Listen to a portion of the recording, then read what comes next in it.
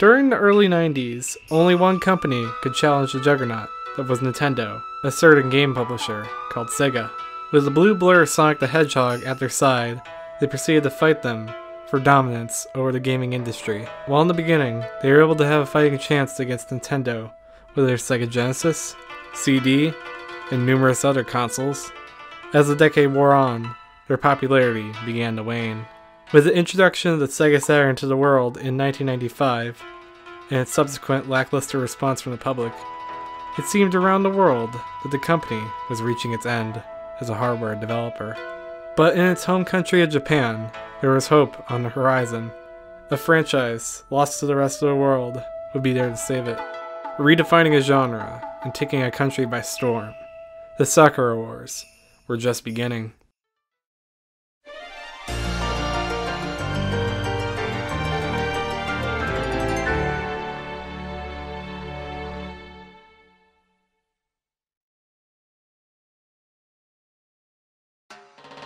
Our story begins in 1994 with a phone call.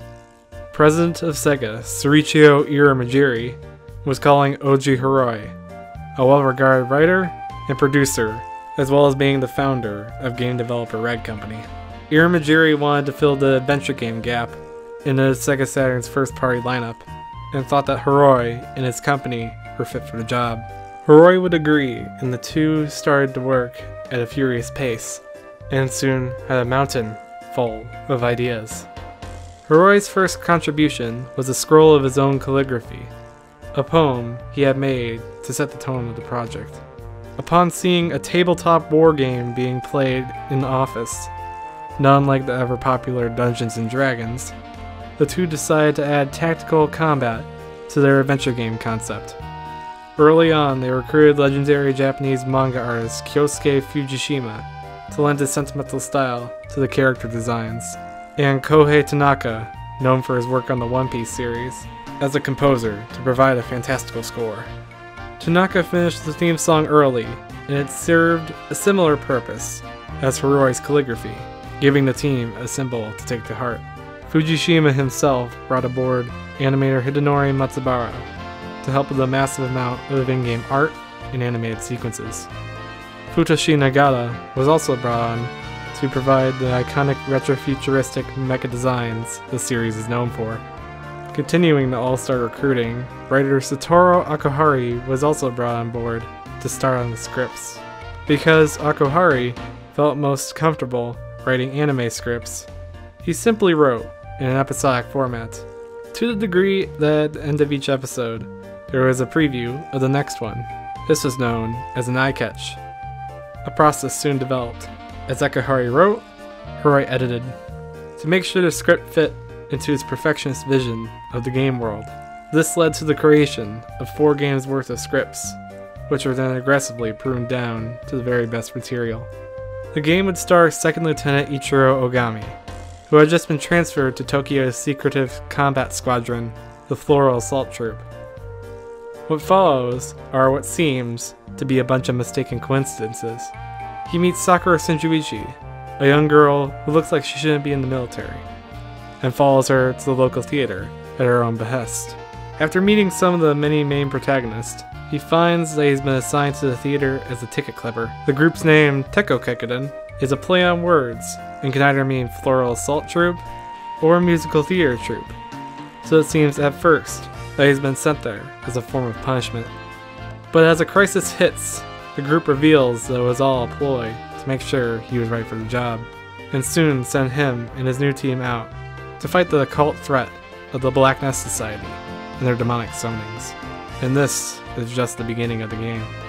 But as they delved into their game's world and characters, it was soon time to look for the actors to play the roles. Securing a top-notch voice cast was crucial to the game's design, because music and stage performance were central to its theme. Oji Hiroi scouted many of the cast by going to live musical performances and looking for women who could really sing, rather than just going through standard voice acting agencies. He also sought out people who could speak as if they were singing. That is, people who had a lyrical quality to their voices, even when talking normally. This importance placed on the voice acting is evidenced by the precise synchronization of the on-screen portrait's mouth movements with the actual phonemes being spoken. The inspiration behind the game's world and setting was grounded in reality and idealism. Sakura Wars takes place in a romanticized alternate history version of 1920s Tokyo. Nothing says Taisho democracy like a Western-style musical theater interpreted with a Japanese sensibility. The Tekkokakuden, or Imperial Review, is a musical theater troupe that serves as the protagonist's cover while they pursue secret military operations against the demonic horde. It is heavily inspired by the Takarazuka Review, a real-life theater troupe that has been performing in Kansai for the past century. Both perform spectacular Broadway-style musical theater. Both are all female, with some women specializing in male roles. Both are divided into subtroupes, including a Hanagumi, or flower troupe. This is the division that Ogami, the protagonist you play as, and the 6 other heroes belong to. The flower theme that comes with the title pervades the series, with all the characters being named after flowers. Sakura is named after the cherry blossom flower, Iris the iris flower, Sumeri a type of violet flower, Maria a type of citrus flower, Kana the Kana lily, Koran the crimson orchid, and so forth. The series itself is inspired by the Taisho era, resting exactly between World War I and World War II. Japan enjoyed increased importance and recognition in international affairs. Its urban citizens became more prosperous, cultured, modern, socially aware, independent, and cosmopolitan. Ever the optimistic romantic, Taisho democracy to Hiroi represented the starting point for an ideal future for Japan. He wished to rewind to that moment in history before Japan's loss of innocence in World War II, to a time when Japan was an eminent member of the world community on its own terms, just as much as our cultures and Europe's. Everything in Sakura Wars is infused with this Taisho era flair. Text in the scene is written right to left, as was the custom of the day.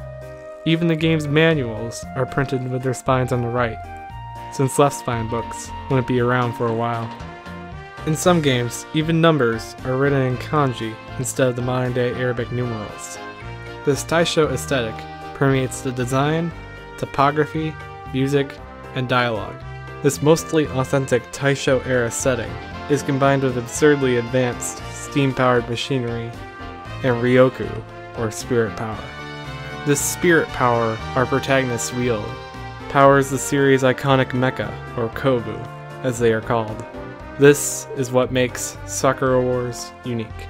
The series' tactical combat took insight from tabletop role-playing games, but also from popular video games of its time, such as Tactics Ogre. Using a grid-like system and isometric view, the player had a set number of actions to use each turn. Instead of commanding an army, a party of 7 was in the player's control. Instead of worrying about how much of an army you have, it was replaced with health bars and magic meters. That is not to say that the strategy was completely torn away. With only 2 moves per turn, you had to plan ahead to make sure they were used well. Traditional experience was also thrown out in favor of having your decisions in the rest of the game affect your party's performance. Outside of combat, however, Sakura Wars' trademark LIPS, or Live Interaction Picture System, is the main gameplay standpoint. As you wander the Imperial Theater during the day and night, you come across all the game's colorful characters. Whereas in other visual novel type experiences, you would just sit and watch a story unfold, this time it was your job to determine the outcome. A variety of lips exists in the Sakura Wars world, but in general you would be given 3 options and a timer.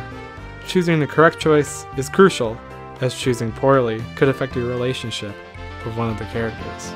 This hybrid of visual novel and strategy gaming formed its own new genre, dramatic adventure. Instead of being solely about the dating aspect, the game became more about its story and characters. Learning the psychology and motivations of the characters became crucial. Sakura is afraid of lightning, Iris wants to be older, Maria is scarred by the death of her own captain, etc., etc. This is what makes them so memorable for people who play the games. With all the pieces in play, it was time to unleash their series onto their own little world.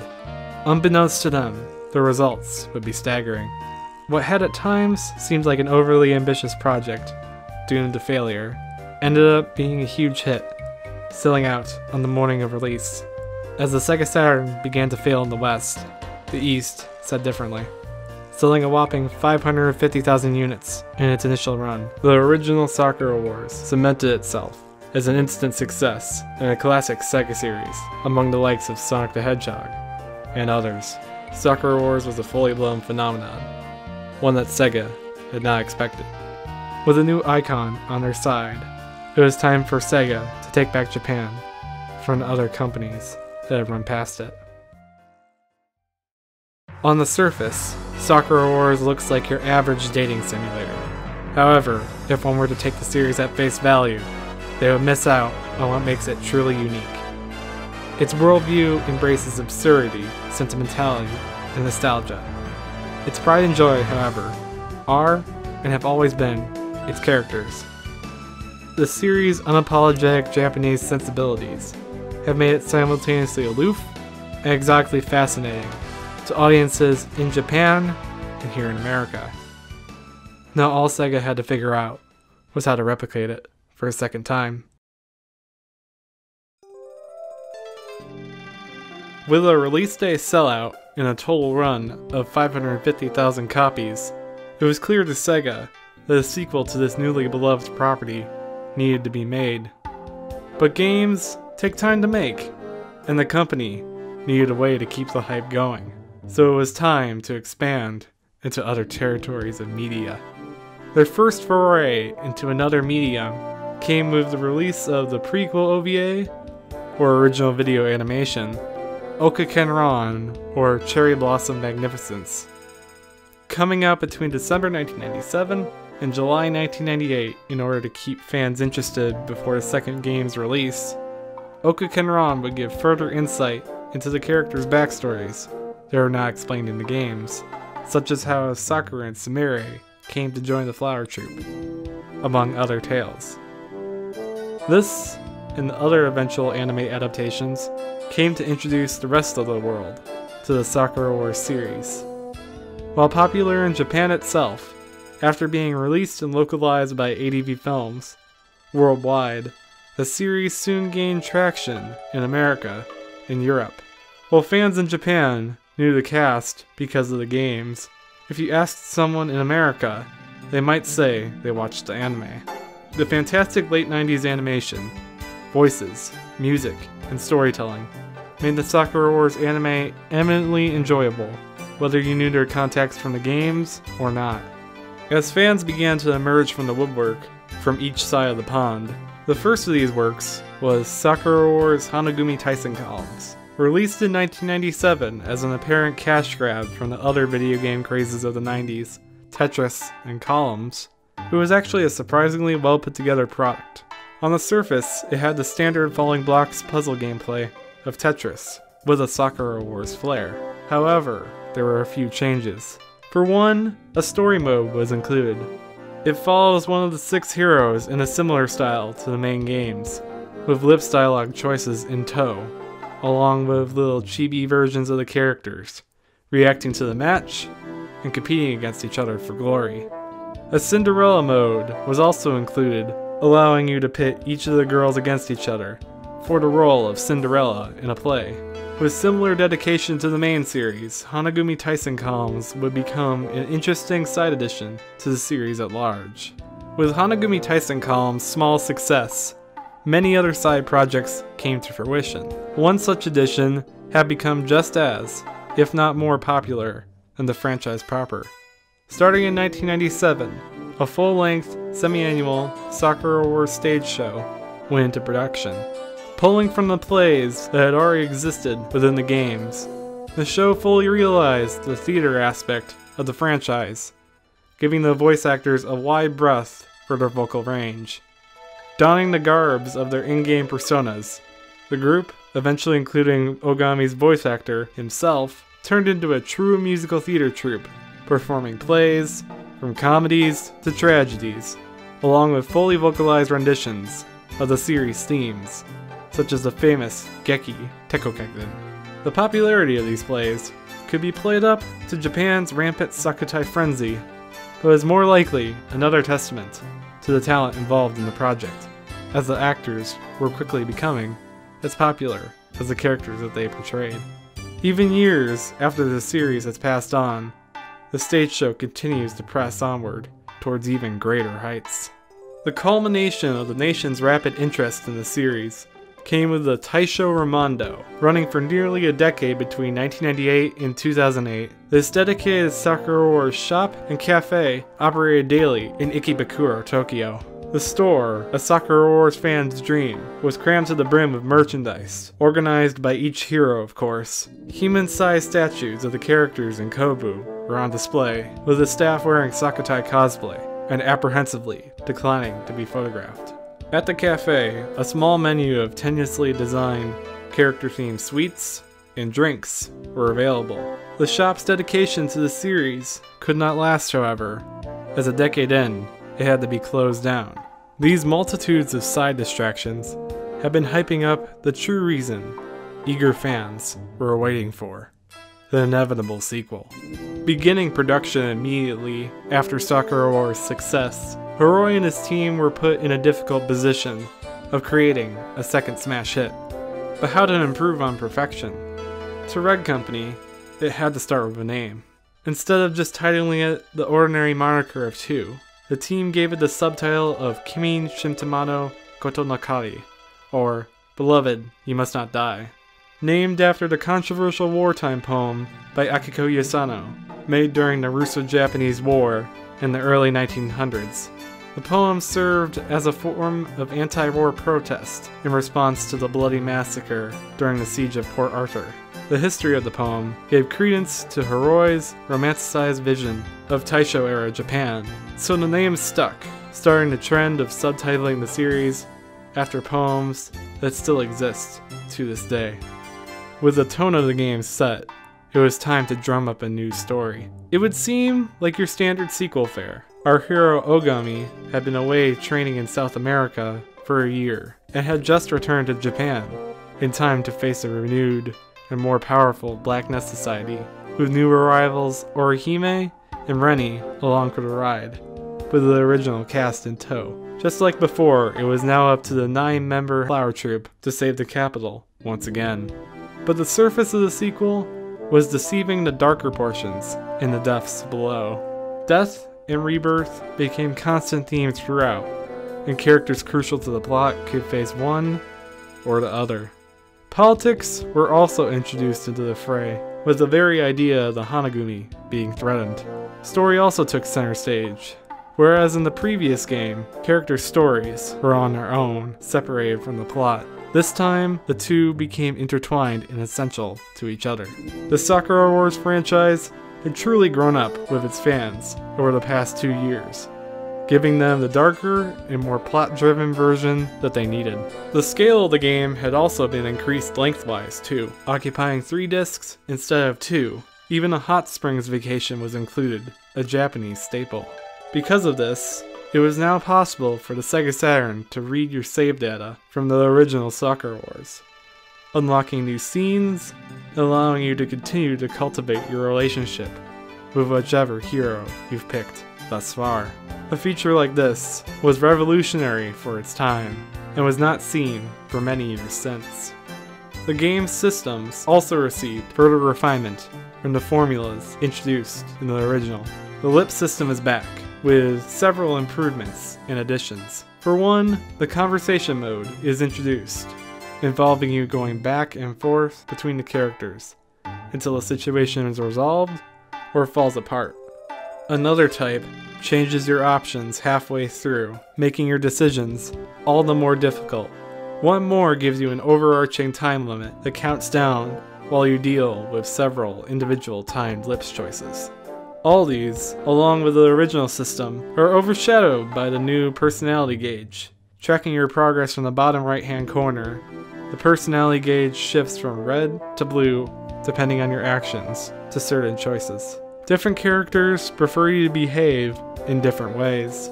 Will you be a kind and gentle captain? or a strict and stern one. Neither is right or wrong. Combat also received its own improvements within the game. The gameplay had been immensely sped up from the original. Battles flow more fluidly than ever before, with 3D cut-ins to the 2D fights being ever present. Active characters in battle show a full high-res bust broken out of the UI, rather than a tiny character portrait. The Kobu themselves have also received an upgrade to the Kobu Kai, or Warrior of Light, revised, slightly souped up and more badass versions of the originals. A new feature is also added to spice up the gameplay. The command option allows you to change the way your team members fight in 4 distinct ways. Do you prefer to go on the defensive and forego offense? Then mountain is your preferred way of fighting. These new options added a new layer of tacticality to the series, giving the player more options than ever before. These grandiose improvements seemed like a shoo-in for the success of the sequel. All Sega had to do was release it onto the hungering masses, and watch how they responded. Releasing for the Sega Saturn in April of 1998, the critically and commercially acclaimed sequel sold a mind-blowing 530,000 units, making it one of the best-selling Sega Saturn games of all time, right next to the original. The original Sakura Wars wasn't just a fluke, it was a storm waiting to happen. A media storm like none other, placing itself among the likes of other 90s hit franchises such as Pokemon and Sega's very own Sonic the Hedgehog. Sakura Wars fever had spread throughout Japan and showed no signs of stopping. From anime to stage shows, from side projects to the main series itself, the appeal of the franchise seemed to have no bounds in Japan and even the outside world.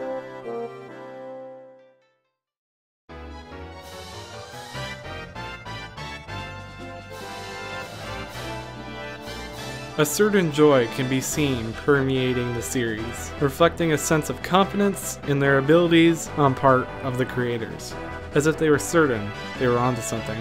3D animated cherry blossom petals blow past. Characters are more expressive than ever before, giving them a sense of realism. The artists that had created them have come to love and care for them as if they were good old friends. The actors that had played out these roles had truly become these characters, turning them into the icons that they have become. This love and compassion for the series would continue to drive the team at Red Company to new and greater heights. But one question remained: how long could this dream truly last? As always, new entries in new franchises take time to perfect, so Sega had to continue their long trek into other mediums. Out of the gates would come the sequel to the OVA Okakenran, Gokakenran, or the Radiant Gorgeous Blooming Cherry Blossoms. Coming out between December 1999 and December 2000, this OVA focuses on Ogami reminiscing about various events that took place during Sakura Wars 2 in anticipation for the new sequel. While contributing less to the mythos than Okakenran, Gokakenran would still provide fans with something as they waited for the sequel, and that wait would be long indeed. A dry spell for the series hit right after the commercially and critically acclaimed sequel. The Sega Saturn was on its last legs, and had already fallen off the video game console wagon worldwide.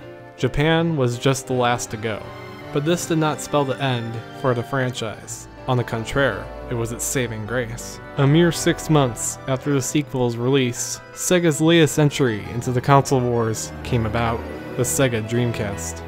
Boasting a cheaper price point and a brand new Sonic the Hedgehog game at launch, the system would far outsell its predecessor's dismal sales on the global market. With this new console in their hands, the team at Red Company would need further time to craft their sequel with the new technology.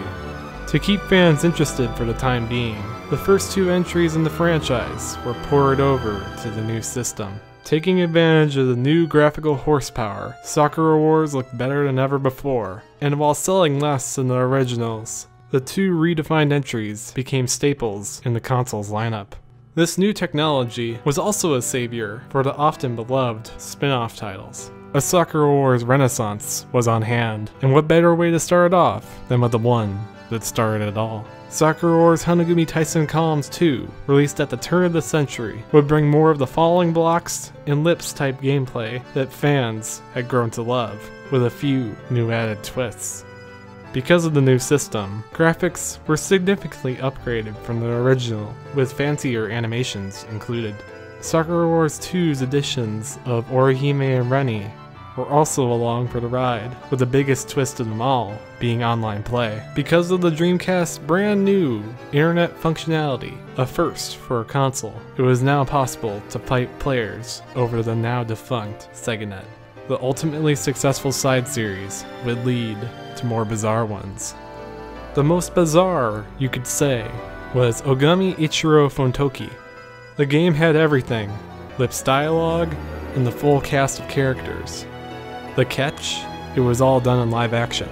This most interesting of side editions was in fact a fully interactable version of the Sakura Wars stage show, tasking you as Ogami with running a play and determining how the plot progresses. The Sakura Wars stage show was a fully blown phenomenon in and of itself, so it made sense to make a game of it.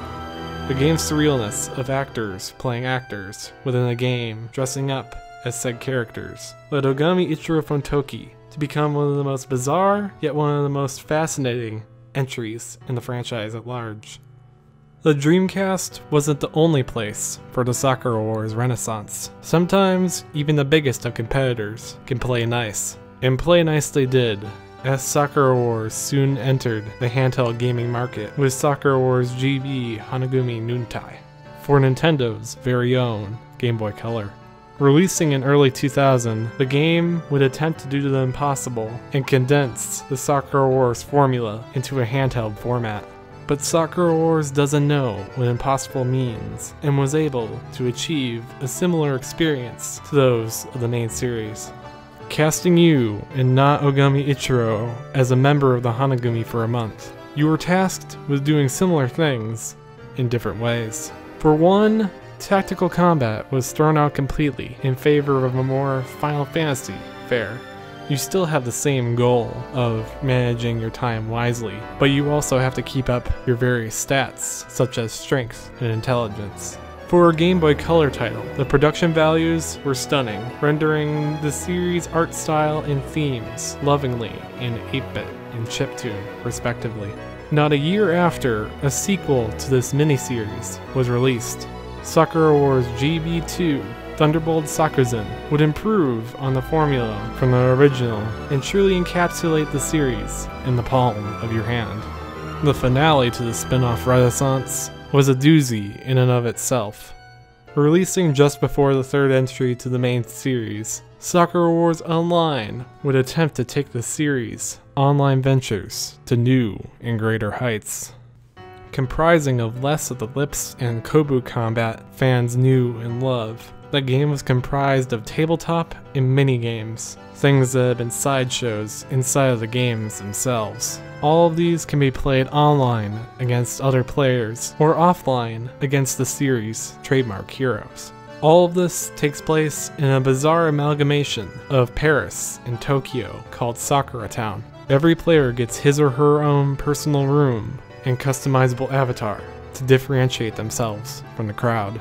While soon forgotten, the spin-off's ideas would echo the future of the franchise itself. Sakura Wars Online may have been the culmination of the spin-off territory, but the animation department said otherwise. Departing from its standard OVA adaptations, a full 25-episode series was put into production. Retelling the original story, the anime would attempt to do something no one had thought of, casting away the series' trademark romantic subplots. Instead of Ogami in the lead role, this time Sakura took the spotlight. Sakura Wars TV was experimenting with something new, seeing if the series' characters and plot could last on their own.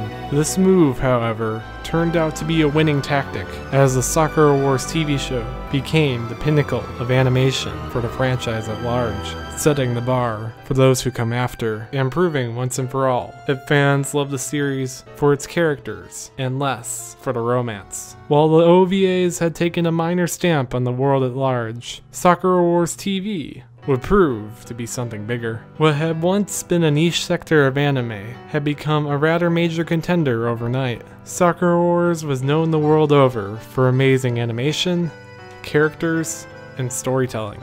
It would seem that nothing could touch this franchise other than solid gold. But could this gold translate into a successful sequel? Once again, Red Company was beset with another improbable task of creating a third success story. However, this time, they couldn't do it on their own. A second developer had to be brought in. The developer of the Dreamcast smash hit Skies of Arcadia, Overworks, was brought on board. Now with more manpower on their side than ever before, the teams could take the time to craft a perfect experience. But this time, they would be building it from the ground up. New consoles mean new engines, but what Red Company and Co. truly needed was a name. In true series fashion, another war-related quote was chosen, and coincidentally had everything to deal with the series' new location, Paris. Peri wa Motoruka, or Is Paris Burning, is a famous quote said by the epitaph of evil, Adolf Hitler, as he ordered German soldiers to burn the city down as they were fleeing the Allied invasion during World War II. The city did not burn, however, as the then general in charge, Dietrich von Schultz, had grown to love the city for its beauty and couldn't bear to tear it down due to the insane orders of the madman that was Hitler. Once again, a piece of history agreed with Hiroi that his romanticized vision of the world was not his alone. While Paris in reality did not have to rebuild, Hiroi's Paris was just taking shape. Unlike the second entry that built atop the original, Sakura Wars 3 in all aspects was built from the ground up. The story would be similar to the original. Ogami is thrown into a similar situation to the original Sakura Wars, and has come to Paris to study abroad, not to fight the demonic horde again. But fate has different plans in store for him, as he once again meets another clumsy hero in Erica Fontaine, who has a tendency to run into signs and pull out her guns for no apparent reason. She isn't the only unique member of the cast, as it has to be the most diverse one yet. A Nordic Viking, a Vietnamese circus performer, a Romanian master criminal, and a French-Japanese widow round them out. While in the past, the cast was primarily Japanese, this time they were as diverse in ethnicity and personality as they could be. At times, the original Sakura Wars Hanagumi could be fit into several overarching stereotypes. This time, they were as unique as they could get. The story took a unique twist too. Instead of a group of demons combating the heroes, this time they were individuals seemingly attacking out of the blue in a more of a Monster of the Week type style, in true anime fashion, as the series was wrote. This gave more time to develop the characters, as the Paris Hanagumi were then unknowns. Sakura Wars 3 was also a chance for Red Company to dive headfirst into Parisian culture and break away from their very apparent Japanese sensibilities. For example, take Chat Noir, the theater the girls perform in. Unlike the Grand Imperial Theater, where Japanese and Western style plays are performed, Chat Noir performs cabaret, a variety show with song, music, dance, and a little bit of drama. Chat Noir itself is based off the real-life Le Chat Noir, located in Paris. The establishment is thought to be the birthplace of the first modern style of cabaret, a nightclub where patrons sat at tables while drinking alcoholic beverages and being entertained by the variety show on stage. The series' new Parisian sensibilities plunges the player into a new and exotic culture, one that is more understandable to a Western player than an Eastern one. French culture doesn't just invade the story. This new aesthetic is carried over throughout the game, with Art Nouveau UI elements, French folk, classical, and stage musical styles, and the can-can flavor of the Chat Noir performances. But the culture and plot weren't the only things that changed. In a major departure from the original 2, the isometric top-down gameplay of Yold was stripped out in favor of a system that took advantage of the Dreamcast's new capabilities. Rebranded with its new acronym of ARMS, or Active in Real-Time Machine System, combat leaves the 2.5D dimension and fully enters the 3D realm. Instead of a grid-like system determining your movement, now the full 3D range is at your disposal. To keep the series' roots intact, action points were added in. These controlled how you moved and fought, performing multiple attacks, one large super attack, and defending were just some of the options you had. The new system let Sakura Wars finally stand out from the strategy RPG crowd, as it now had something all its own. Similar to the improved combat system, Sakura Wars 3 brings along a fully revamped experience across the board, with a high-resolution, full-frame art causing the previous games to feel cramped and quaint because of their hardware limitations. The free-roaming sections of the adventure mode now take place not only within the theater, but within a fully 3D section of Paris. The result of all this makes clear how much the generational leap from Sega Saturn to Dreamcast meant to the series. Speaking of which, all the Dreamcast hardware gimmicks are put to use. While the lip system is still similar in nature to the original, a few new options take advantage of these gimmicks, such as having a type where you use the new analog stick to determine not just what you are saying, but how strongly you are saying it, speaking not too timidly nor too forcefully for the circumstance.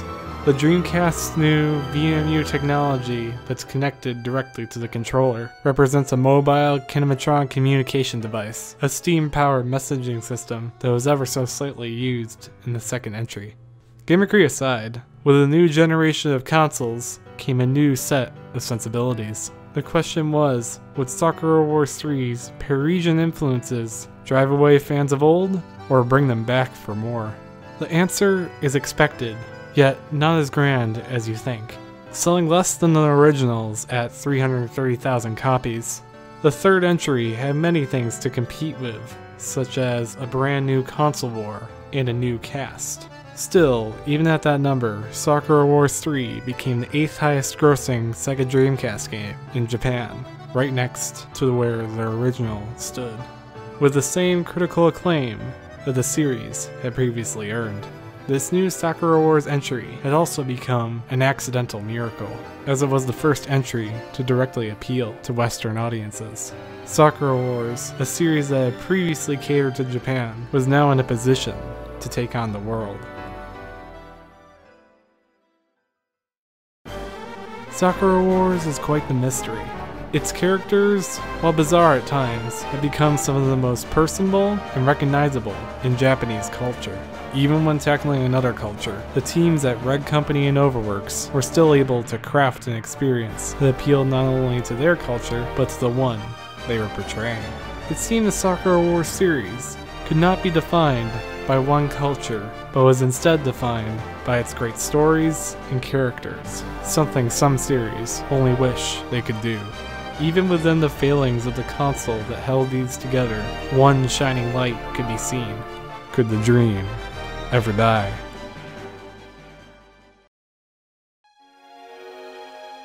Before that question could be answered, something most wonderful happened. After years of hard work in the animation department, from the OVAs to the uber-successful TV series, something even greater than those came about. Developed at the famous animation production house, Production IG, a feature-length film, affectionately titled Sakura Wars the Movie, was put into production. While previous adaptations had retold or added on to the story, this time it was something wholly original.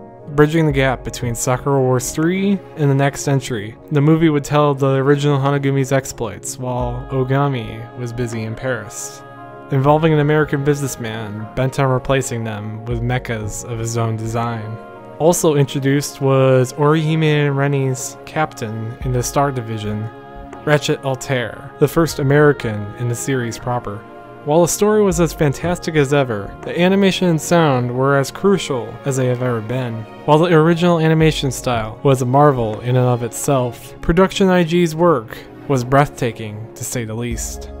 All these factors led the animated movie to become a commercial and critical smash hit, just as the video games had been before it. Success came for one part of the series, but for others, their time was coming to a close. Right after the release of Sakura Wars 3, the Dreamcast was on its last legs. Japan had a love for the console, but even that wasn't saving it from its untimely demise. Sega had already announced they were stepping down from their publisher roots and turning into a software developer, abandoning the Dreamcast for good. The console still had some allure to it, so that gave Red Company time to think. Do they rush the next entry to release and leave the console on a positive note? Or do they abandon it and make a fully fledged fourth entry on their former competitor's PlayStation 2? The teams chose the former this time around.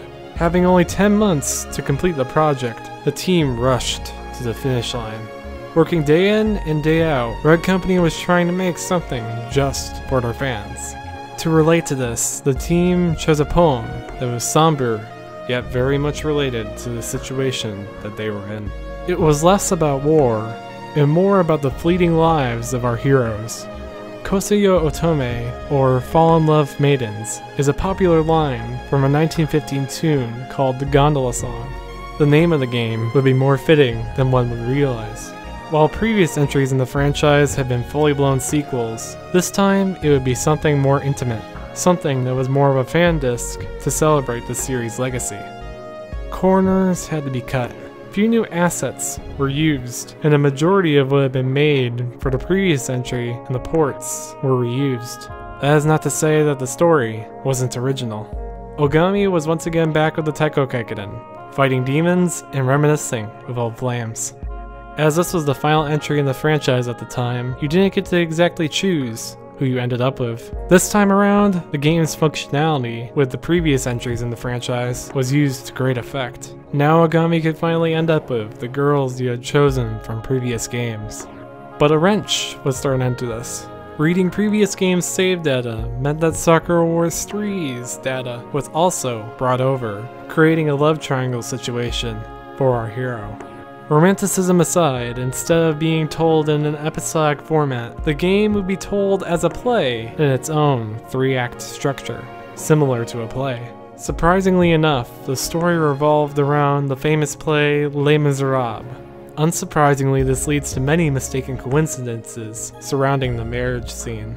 Because this time Ogami has been made director of the play, he has a hard time deciding what to do for the scene, so unfortunately he asks all the girls about marriage, and wacky misunderstandings ensue.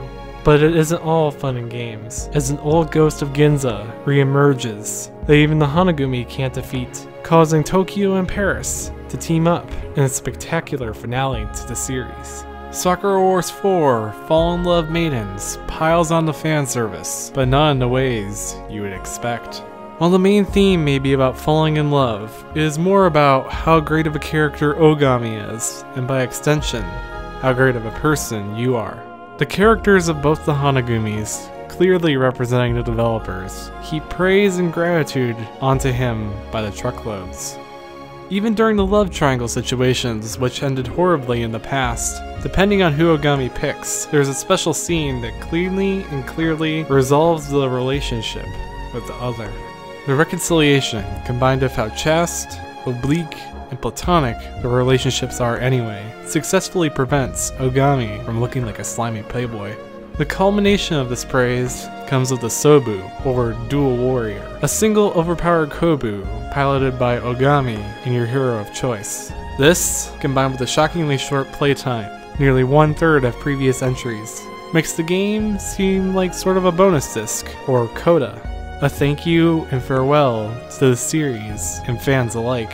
Even with the console's passing as a major competitor, fans still turned out for the final game's release. Selling slightly less than the previous entry at 290,000 copies, it was still a surprising hit for a dying console. Even then, Japan couldn't get enough of the Sakura Wars series. But as the Dreamcast passed on, it was up in the air if the series would survive the transition. As the years move on, many franchises fall by the wayside. Time is a cruel mistress, but it is one that had seemed to leave the Sakura Wars series unaffected. Clad in a multitude of different colors, ethnicities, personalities, and cultures, a story was weaved that could appeal to anyone, translating into various mediums, including the one they portrayed. The series could appeal to gamers and non-gamers alike. After 6 long years, it had seemed that the story had been told in full. But looks can be deceiving. In this brave new world, how long could the series truly last? With the Dreamcast long gone and done for, the company decided it was time for a change of pace. In 2003, Oji Hiroi, creator of Sakura Wars and Bread Company, announced the Sakura Tison World Project, a crazy plan that seemed like it just might work. Starting from the ground up with its former competitors, PlayStation 2, the plan was to create 6 brand new titles to take advantage of the new and better hardware, comprising of a remake and several new side editions to add to the mythos. If these brand new reiterations sold enough, Sega would finally shell out the money to finally bring the series to Western shores. Much was riding on the success of these new releases, but fans wouldn't have to wait long for the project to begin, as not a year later, the remake to the one that started it all came about. Unlike in the past, where the original was ported over in its Sega Saturn state, this time everything was built from the ground up with the series' latest innovations. Sakura Wars in Hot Blood did away with the cramped box that contained the series' famous art, and in its place was the full-frame art that had been introduced in previous entries. The game looked beautiful, but how did it play? The ARMS system that was introduced in Sakura Wars 3 makes its triumphant return, with a new paint job to become the definitive way to play Sakura Wars. While the combat never changed, the gameplay and story surrounding it was twisted in a unique way. The plot was the same as ever, with the beloved characters and dialogue fans had come to love.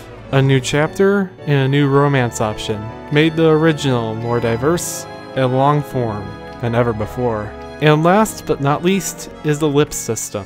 Taking advantage of what had been introduced before it, such as the classic multiple options and point and click sections, it seemed nothing had changed, but one small part had. A new innovation for its time, QuickTime events became an integral part to the remake. The new quirks and nostalgia the title contained made it the defining entry in the series at large, one that would judge those who came after it, and those would come soon enough. The first that came after was a side edition that contributed to the Paris storyline. Sakura Wars Monogatari, or Mysterious Paris, was the beginning of a very different set of spin-offs, ones that would expand on the story instead of the franchise itself. Taking place right after Sakura Wars 4, the game follows Detective Koichiro Akechi and his sister Miki as they work with the old Paris Hanagumi to unravel the mysterious disappearances of several Chat Noir performers. Foregoing tactical combat entirely, the title would focus solely on lips-based dialogue choices and a few new tricks. As you go along your journey and use the lips system, at times you may fail. Fail them enough and it's game over, making your choices more important than ever before. Combat is still very much a part of this entry, with first-person dungeon crawling and rudimentary shooting sequences to spice things up. Compared to past spin-offs, it's surprisingly well put together given its peripheral status. Initially, a Tokyo counterpart was meant to be developed alongside this entry, but the game has since never materialized. Alongside this, a port, not a remake, of Sakura Wars 3 was released on the PlayStation 2 with all its bells and whistles intact. The animation department stayed intact too, although never reaching the same heights that the film and TV series had set ever again. 3 one-off OVAs were released during this period. First off was Sumire, a single episode meant to commemorate the retirement of Sumire's voice actor Miche Tamezawa. Taking place after Sakura Wars 4, Sumire soon discovers she's losing her spiritual powers and must put on one final performance before she leaves the Hanagumi. After that came 2 Sakura Wars 3 OVA tie-ins, Ecolo de Paris and Le Nouveau Paris, releasing in 2003 and 2005 respectively.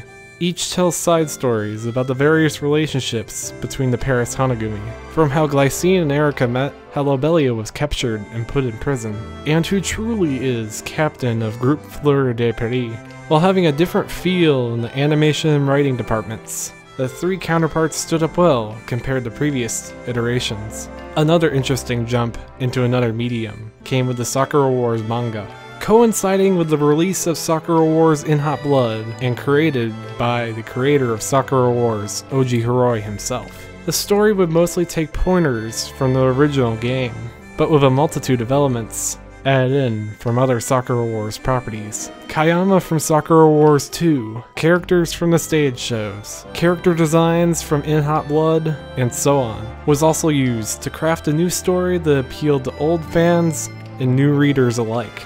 But all wasn't well on the home front. Sales from the new entries significantly dipped compared to their Sega Saturn and Dreamcast heights, putting Red Company in a perilous situation. If Sakura Wars could no longer sell in the East, how could it possibly stand a chance in the West? In a last-ditch effort, the company hurried along 2 new games, a spin-off, and possibly the final entry in the franchise, Sakura Wars 5.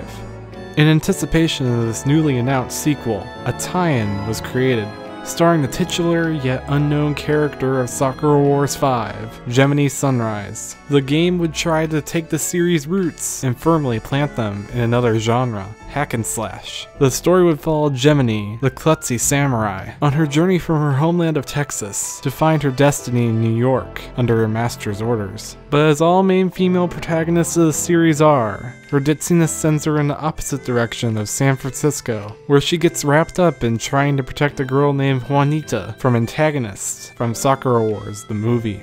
All of this takes place on a curiously botched map, where Illinois is in Missouri and Tennessee is in Minnesota. The primary gameplay revolves around the classic lip system, but also Dynasty Warriors-esque combat. Controlling Gemini on her trusty horse Rally, the player runs around set arenas, battling robots with Gemini's trusty katana. Unfortunately, this title is held back by many things. An extremely brief developmental cycle left it in a poor state.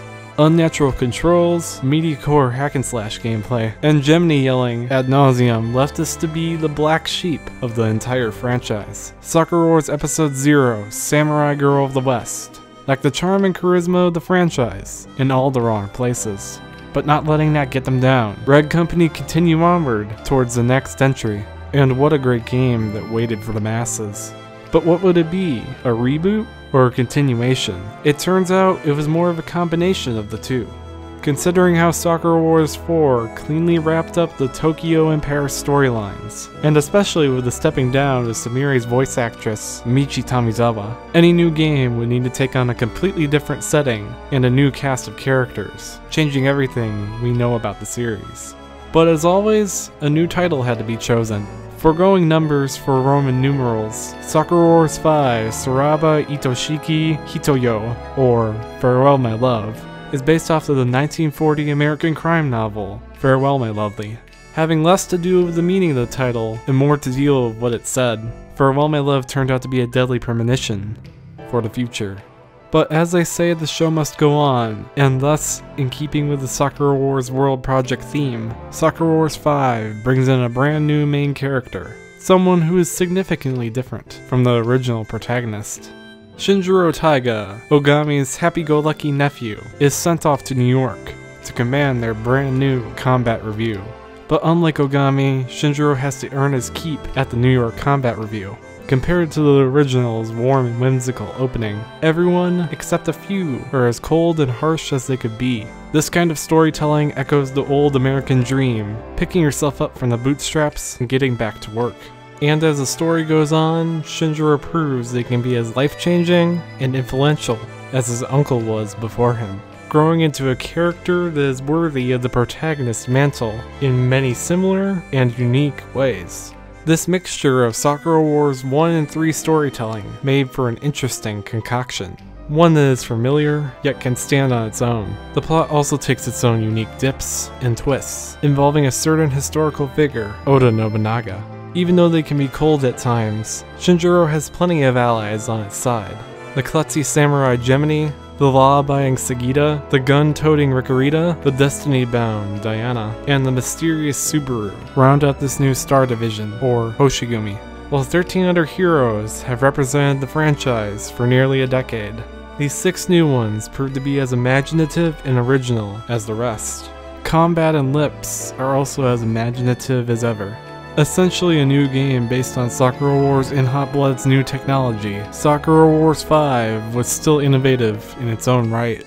The iconic Kobu is out in favor of the brand new Star Unit. These still behave similar to the Kobu, but have the added functionality of turning into jets, allowing them to take to the skies for boss battles and other opportunities. This novel approach to combat changed the series' trademark boss battles, which mostly consisted of hitting the boss until it was defeated, into tactful and puzzle-filled segments. Other additions came with joint attacks, more advanced versions of the series' staple double attacks. There are also several other revamps to the adventure mode. Gone are the 2.5D point-and-click Grand Imperial Theaters and Paris, and in their place is a fully 3-dimensional version of New York that you can walk around and interact with. Events pop up right in the middle of the street, and now there are multiple places you can go to, such as Central Park and Harlem. The lip system has also been overhauled significantly, with streamlined portraits in high definition that have a range of expressions. QuickTime Lips has also been further extended, simulating Shinjiro walking, running, or even a sword battle or two. The Kinematron has also been upgraded to the Cameratron, allowing you to take photos that can further advance the story or bring about a laugh or two. Even series favorite Kayama is along for the ride, with his Ramondo shop sort of being an in-game tribute to the ever-popular Taisho Ramondo in Japan. The new cast, story, and innovations seemed like it would help propel the series past the tough times it was in. But was that the reality, or were they just kidding themselves?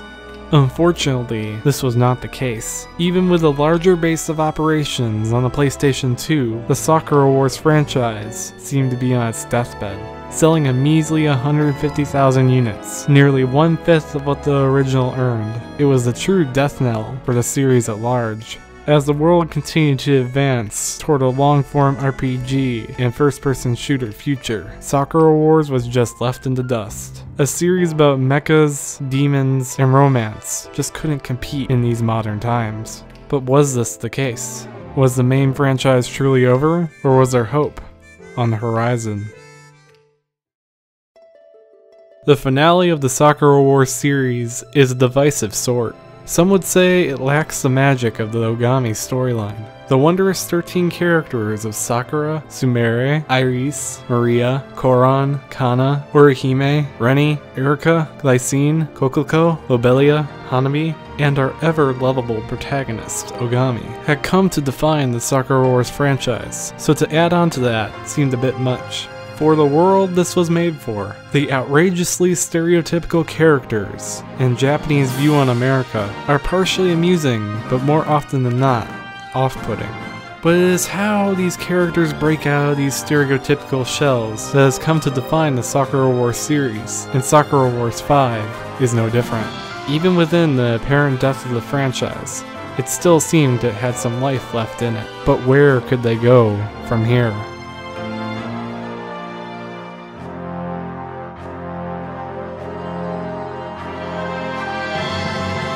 Tune in next time to find out about the legacy of the franchise, and more.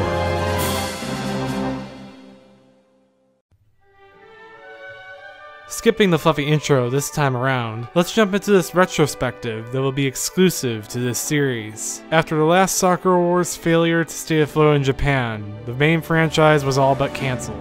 Year in and year out, there was no word of another entry. Even if the Hanagumi and Hoshigumi no longer had staying power as icons in the gaming space, the brand was very much alive to a certain degree. After a 2-year disappearance from the global market, PC ports of the 4 original games roared onto the scene. With In Hot Blood nowhere to be found, these new reiterations tried to spruce up what was old for a new audience. Little did they know these would finally be the first games to reach the rest of the world, but not in the ways they expected.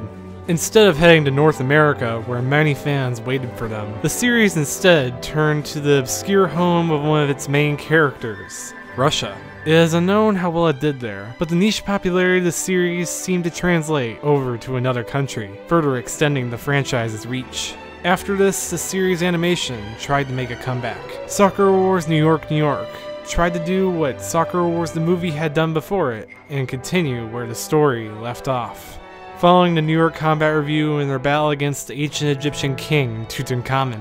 Instead of following New York's main protagonist, Shinjiro Taiga, as his standard self, for the most part he donned the persona of Peppermint, introduced and used for a short time in Sakura Wars 5.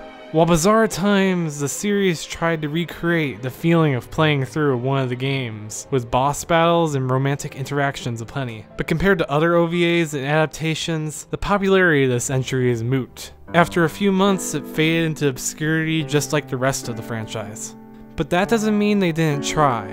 With the spin-off and side story culture of the series being ever present, a new team was put together to take advantage of that. Releasing in March of 2008 for the Nintendo DS, the culmination of their efforts was Dramatic Dungeon Sakura Wars Because You Were There, a roguelike dungeon crawler. In a genuine attempt to rekindle the Sakura Wars legacy, Sega advertised it as a completely new franchise, even though it was clearly using mechanics that gained popularity with the Shiren the Wanderer series, with Sakura Wars storytelling. But unlike other games, there was an unusually brief amount of time spent on the story. Taking place 1 year after Sakura Wars 5, Yonoda has retired, promoting Ogami to commander of the Tekokaiken. During a performance of The Maid of Orleans by Tchaikovsky, Joan of Arc herself appears, causing a calamitous event that transforms Tokyo, Paris, and eventually New York into monster-filled labyrinths that incapacitate Kobu. The members of the three respective combat troops have no choice but to delve deep into these dungeons and investigate. As the game moves on, you gain control of Shinjiro as well, ultimately allowing you to create a party of your own choosing from the 18 cast members. The game seemed to be the continuation of the series that fans weren't expecting, but could appreciate. 7 years on, and a sequel has never materialized since, marking this as what seems to be the true finale for the series, in canon. But America would have to say differently. After years of patience and indifference from the Japanese franchise, the fifth entry, the one that was meant for them all along, finally reached stateside. Beginning the import process in 2008, the niche Japanese import publisher NAS America took on the job. Taking 2 years to fully translate every line of text and dialogue, the team worked at a furious and somewhat hellish pace. Once their work was complete, they released it as a retitled Sakura Wars So Long My Love for the good old PlayStation 2 and for the Wii in North America and Europe exclusively. The hard work and dedication of the team at NAS didn't help this entry, however. While finding the right actors to suit the roles and changing things around a bit seemed like it could appeal to American audiences, they were sadly mistaken. Selling less than 100,000 units, the game was all but a failure in America, even by NASA standards. Many factors contributed to this. Releasing a 5-year-old game on the then dying Wii and the now defunct PlayStation 2, their respective audiences were disappearing at a rapid rate. Bad marketing and literally no word of mouth left an American populace to not even know of its existence. And because of all this and the working conditions that were maintained, NAS America, the one publisher that was truly willing to take on Sakura Wars, will never do so again, truly marking the end of the main franchise for good. Unless a bit of false hope was added in. Circa late 2010, just around the release of Sakura Wars 5 in America, there was a new image floating around Twitter. The new image said Sakura Wars 6 Stronger Than Love, and seemed to depict a new setting of Germany, which had been hinted at in Sakura Wars New York, New York. On top of all this, Oji Hiroi himself teased of a new Sakura Wars project for later that year. Instead of a sequel, the newly announced Sakura Wars Taisho Roman Academy was nothing of the sort. A browser-based game, unlike Dramatic Dungeon, Roman Academy tried to emulate what the series had done best, with a social twist. Taking place in the titular Roman Academy, players would create their own characters to interact with other players and other Sakura Wars cast members alike. echoing Sakura Wars Online's desires. For the most part, the game is a pure strategy RPG, devolving back into the isometric grids of old from the ARM system. Little information is known about the impact of this title in Japan, but suffice it to say, it's just like the rest, fading more and more into obscurity. But there is still more to come, something that was quite bizarre, yet fitting to the mythos. Sakura Wars Codename, starting in 2011, was a collaboration with long-running popular girls manga magazine, Hanato Yume, that reverses a series' classic trope and puts a female protagonist in a troupe of charming men. The story follows Neko Miyabi, who's come to Tokyo to join the classic Hanagumi as a performer, but ends up getting assigned to the orchestra group, or Kanadagumi. Of course, it turns out the orchestra is also a secret combat squadron for battling demons. But this time, instead of the kobu, they fight with their own musical instruments. The Kanadagumi were even popular enough to receive their own anime adaptation, and perform stage shows just like the old Hanagumi and Hoshigumi. While this was still the final manga adaptation for the series, there were still 2 games awaiting in the wings, and they weren't what fans wanted. Sakura Wars All-Star Collection and Sakura Wars for Mobage were 2 final entries that were hoping to cash in on what little was left of the series. All-Star Collection was a trading card game, in lieu of popular ones such as Hearthstone, while also including classic Lips gameplay with little else. Sakura Wars for Mobage, on the other hand, was a social and trading card game hybrid, using the ever-popular Mobage platform developed by Gree. The game used some elements from the franchise, but mostly changed it to the platform's liking. The iconic designs of the original characters were replaced with hypersexualized versions of themselves, further deteriorating the franchise's image and fans' opinions alike. While these cash grabs were a slap in the face to fans, one new franchise would try to do them a service: Project Cross Zone. Fighting alongside classic Sega, Namco, and Capcom characters, such as Ryu and Ken from Street Fighter, and Yuri Lowell from Tales of Vesperia. The game was the ultimate title for fan service, of a less titillating kind. Having Sakura, Erika, Gemini, and Ogami fighting amongst these icons left players in awe and amazement, and its fighting system was nearly a return to form for the franchise. Even Sakura herself was put on the cover art, right next to other legends, cementing the importance of the franchise for all. Even now, a sequel to this newly beloved franchise is in the works, and Sakura Wars is once again taking the lead. But as of now, this is where it all ends. Where the franchise could go from here is anyone's guess. All fans have now is the series' iconic music by Kohei Tanaka that can bring out any emotion in you, from sadness to joy. While some franchises today struggle to have a musical footprint, Sakura Wars has music that anyone can instantly recognize and relate to. Music that can appeal to a variety of cultures, from Japanese to French to old American jazz tunes. Other than this, the longest running medium for Sakura Wars has actually been the stage show. After nearly 2 decades, the series is still going strong, with nearly the entire cast in tow, performing new and unique plays that have the same depth from their earlier years. Even when Sumeri's voice actress, Michi Tamizawa, announced her retirement back in 2002, there is still a special melodramatic farewell stage show that was assembled just for her final performance, as no Sakura Wars heroine can retire without fanfare. But how has the franchise affected the gaming industry itself?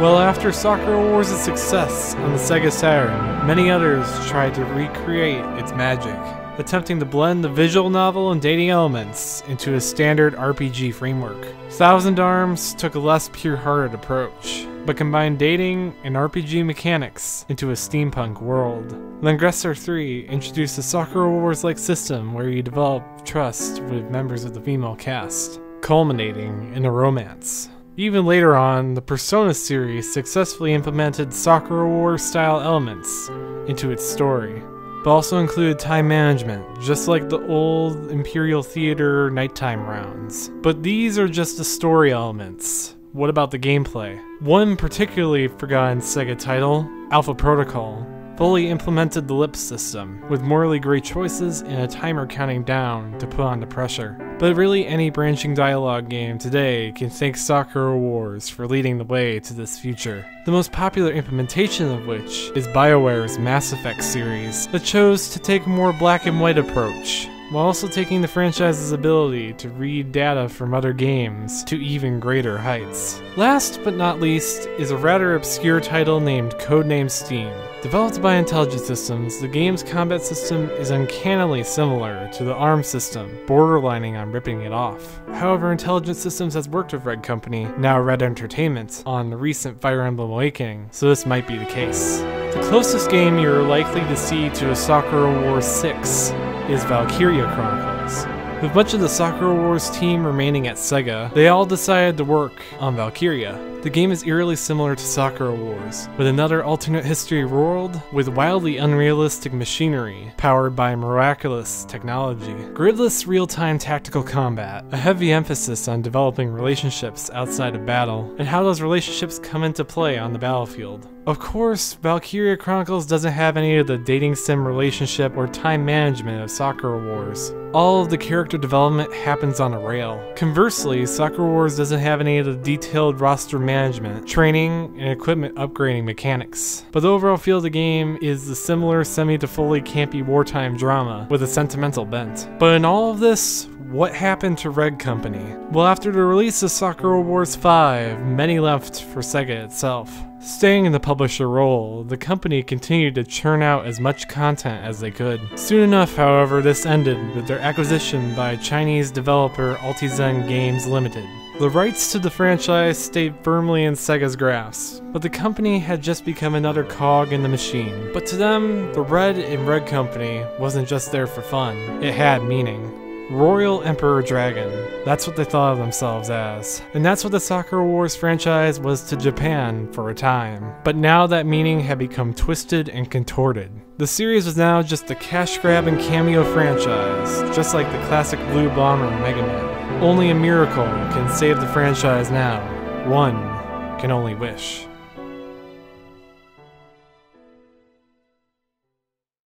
When Oji Hiroi set out to make a new franchise for the Sega Saturn, he wanted to create something that was more unique than anything else. A romanticized past and a derelict future, or what this franchise was and has become. A franchise about mechas, demons, and romance. A franchise that separated itself from the crowd, creating icons aplenty for its Japanese and global audience. The series came to define a generation, one that had been left behind by the rest. Sakura Wars is like one of the cherry blossoms that represent it. Beautiful and breathtaking, yet seldom seen. But now armed with this knowledge, what will you do, viewer? Will you become a fan yourself, shouting the series' name to the masses of the world? Or will you let sleeping dogs lie and go about your day? The choice is yours. But remember one thing, cherry blossoms always bloom once again.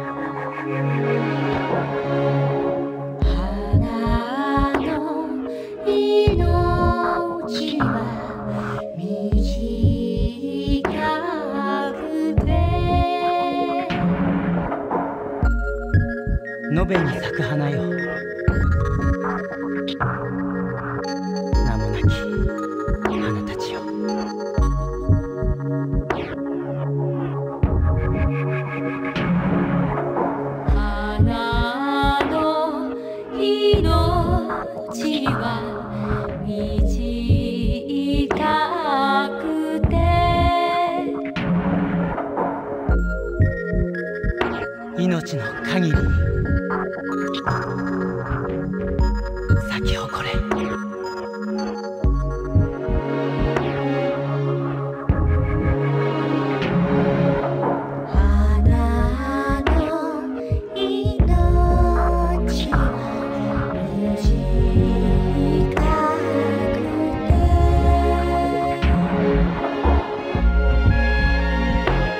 美しくいよう。今を生きて生きて。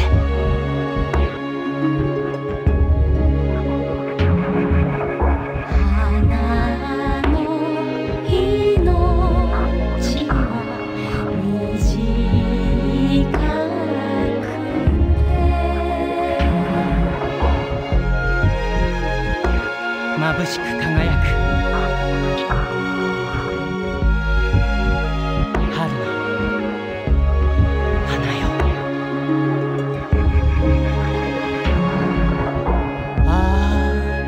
初めて出会えしあの日を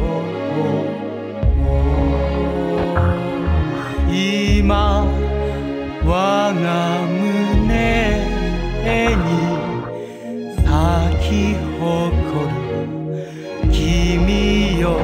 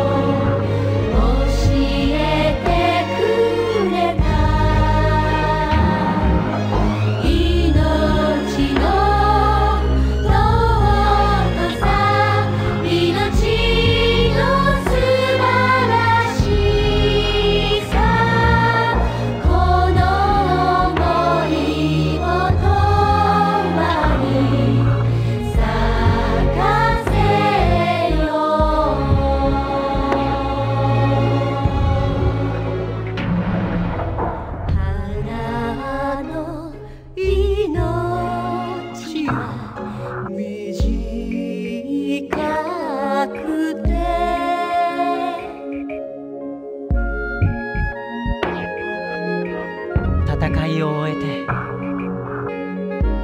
人よ恋を語れ。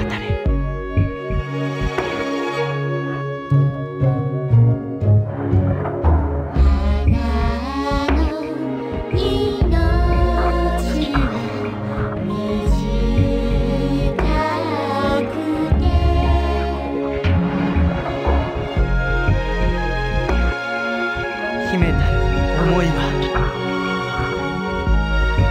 我が胸に。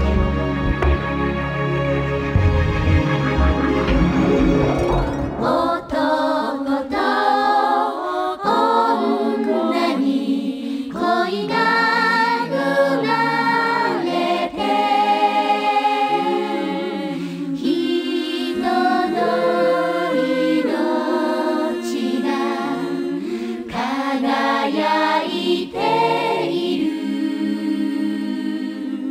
すべての未来を今こそ抱きしめて熱い心歌を高らかに。